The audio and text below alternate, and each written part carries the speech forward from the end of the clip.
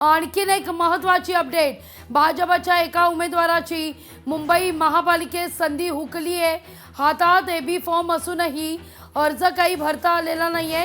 15 मिनिटं विलंब झाले, त्यामुळे अर्ज दाखल करायला गेल्याने संधी हुकल्याची बातमी समोर येते।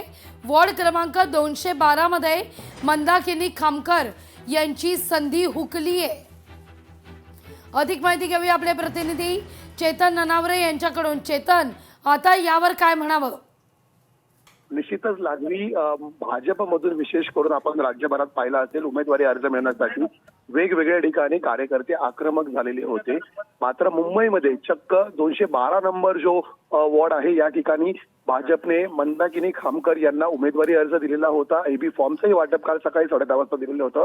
मात्र इतर कागदपत्रांची पूर्तता करून उमेदवारी अर्ज दाखल करण्यासाठी त्यांना 15 मिनिटांचा विलंब झाला आणि यानंतर मतदान अधिकाऱ्यांनी या संदर्भात त्यांचा निवडणूक अर्ज दाखल करण्यास मनाई केली, त्यांना मज्जाव केला आणि या संदर्भात अनेक प्रयत्न केल्यानंतरही अखेर त्यांचा उमेदवारी अर्ज घेण्यात आलेला नाहीये।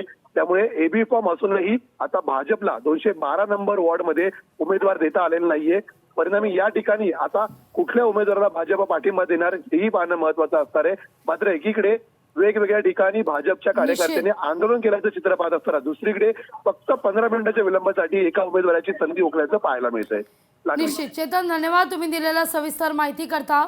महत्त्वाची बातमी आपण या घडीला पाहतोय, हातात एबी फॉर्म असताना सुद्धा या ठिकाणी संधी हुकलेली आहे।